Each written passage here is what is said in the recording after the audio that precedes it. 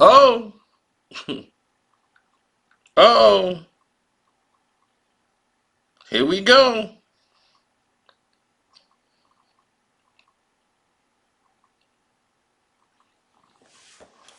Here we go.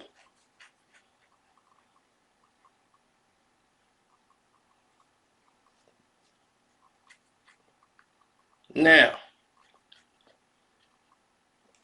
when I see situations develop, I normally stay quiet and try to see where it goes.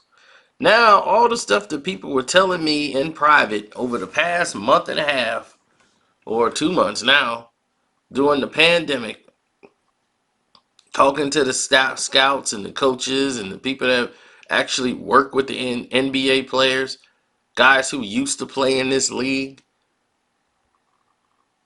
they don't lie. There's no real secrets anymore. People keeping these things close to the chest. There's too many players. There's too many people in these rooms. They talk just like everybody else. And it was more tight lips and everything else. Guys are tweeting and texting and telling girlfriends, and it's so much garbage and gossip that goes on in the NBA, probably more than any other place in the world. You will hear something that happened in the NBA probably before you hear it anywhere else in the world. Anywhere else. That's how messed up it is.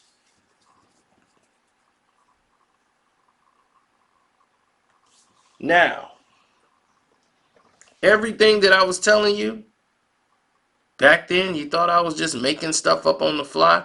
Oh, it's all flying out now.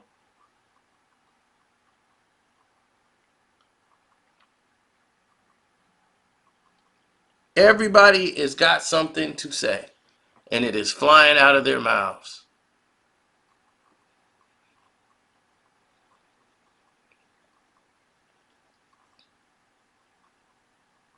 Absolutely. And get this,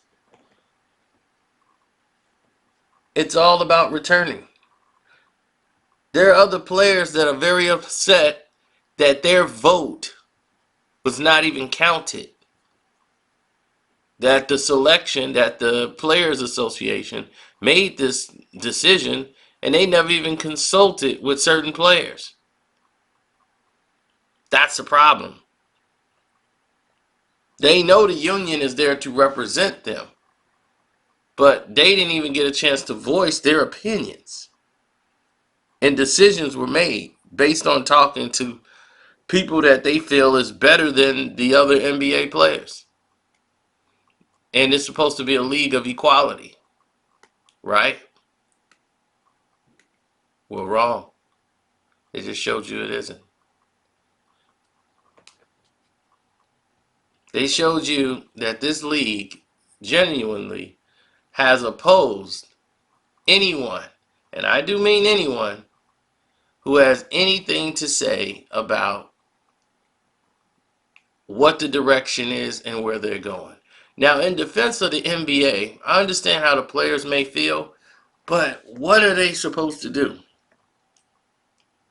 This is an unprecedented situation where this is out of their hands. They're like, what are we supposed to do here?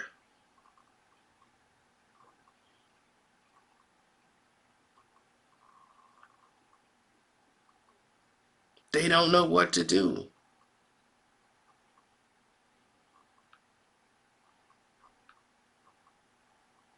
They don't.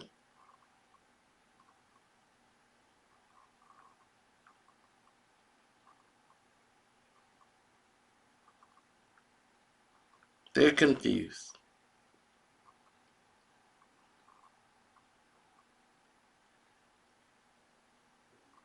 Now, with that being said,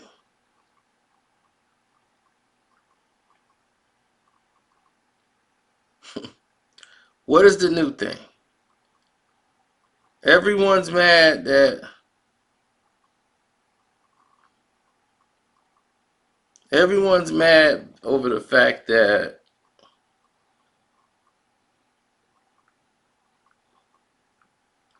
everyone's mad at the fact that you have all these people who they seem are powerful, and speaking out against them could affect you in other ways. So it's just like an Enron company, a Fortune 5 company. You don't want to speak up against the higher ups because it could end up punishing you. And that's going on even in a league of millionaires in the NBA. Well, we don't want to say something out too loud because this could be, a problem.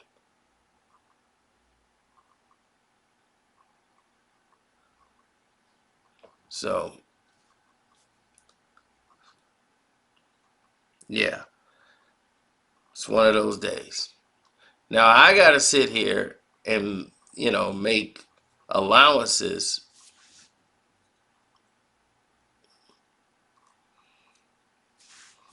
for the entire day, tie things down, and move things around based on the fact that, you know, it is what it is. But I have to go through this process. Players got to go through it now. So it's like the same thing at your job. So do I understand it? Yeah. You know, the players have concerns about returning to the court, and they don't feel like a lot of it was explained to them or even addressed.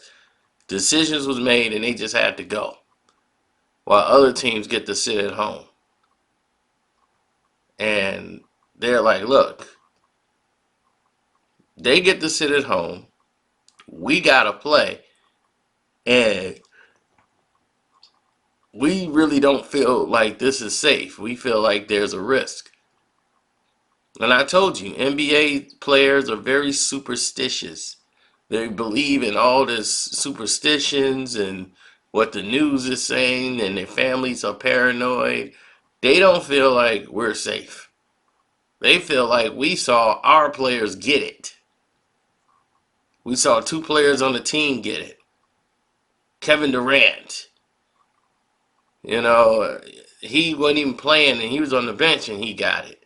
We saw like big names here got it. Steph may have had it. A lot of them guys are still whispering that Steph had it. So it's a problem. It is a serious, very serious problem of concern.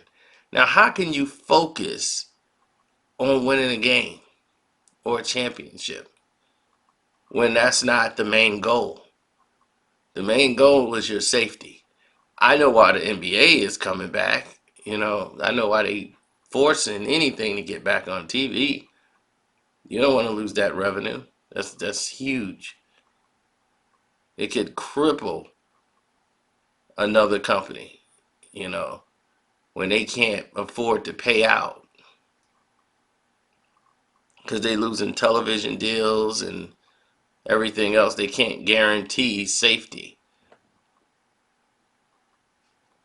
I hope everything goes off without a hitch. I don't want to see anybody get sick.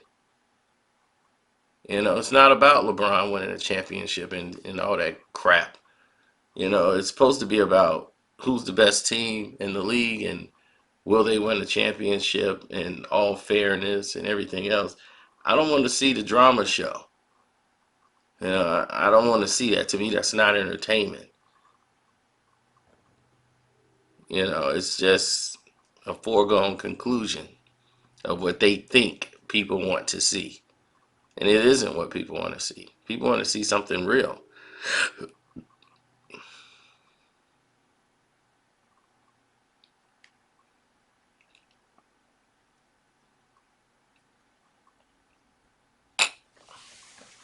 Now,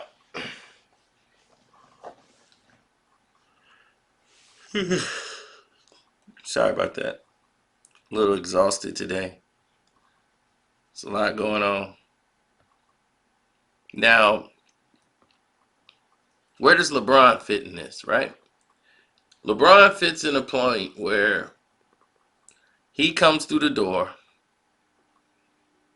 and he's in charge and he's front line and center on all the decisions. Practice facilities, hotels, where they should play, where they shouldn't play. He's in all of these discussions.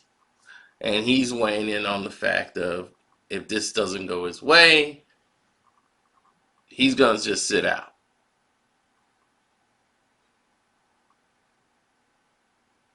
Because his family don't feel safe.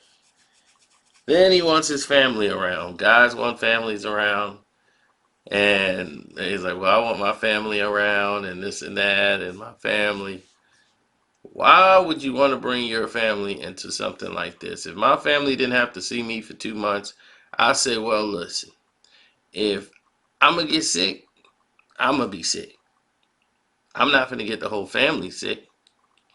So the NBA has made a compromise saying that, well, let's go these 8 games first. And if everything seems okay and what we're doing is okay, then we'll allow, some families to come in and stay with the players after being, tested and, seeing if anybody's sick. But once again, no one's addressed the staff. The people that work at these hotels, are they living in the bubble? Because most of the staff and the people that work in the hotels and all these, they go home. They got kids. They probably got husbands or wives that go out in the world and do things, and they coming in the house. You don't know what stuff they bringing with them into that bubble when they come to work. It could be on their clothes. It could be anywhere. So you're never gonna really fully quarantine anybody when they're living in a hotel.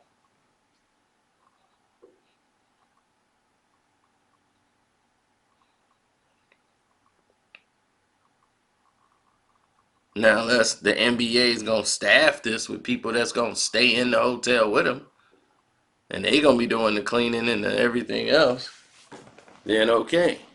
But other than that, come on, let's be real.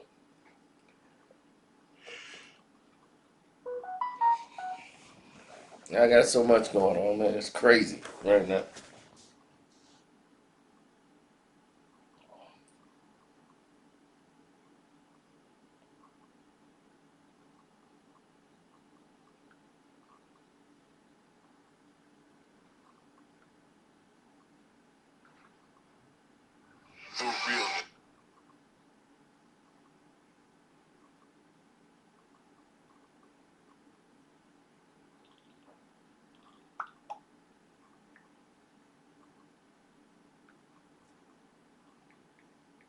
Oh, I'm sorry. It's my brother's and sister's birthday.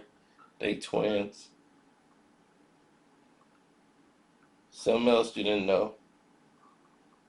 Apologize to y'all for that. Had to take some time out for them.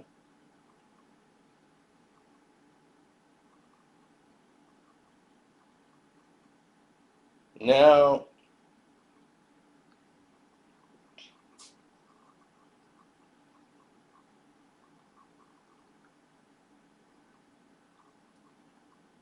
I gotta sit here and deal with this again.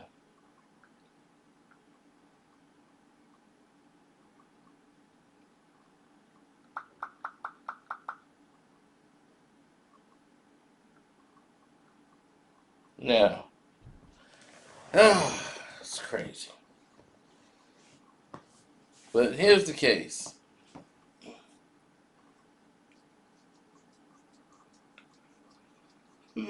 Dame Lillard is trying to get everybody fired up like they got a shot to making it. Dame Lillard, nobody's caring about the Portland Trailblazers. They're not.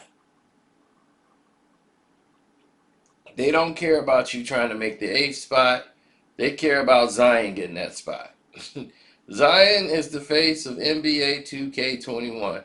Do you think they care about Dame Lillard, who don't want to be here anyway? After the 8 games, they're like, okay, after 8 games, you can go back home. Okay, you can go home, Dame.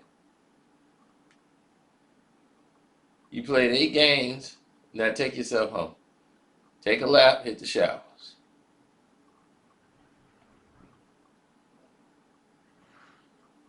So that's where we are right now. Don't forget, you can support the page by hitting up the Cash App, which is Carcino, Karceno. Oh, You.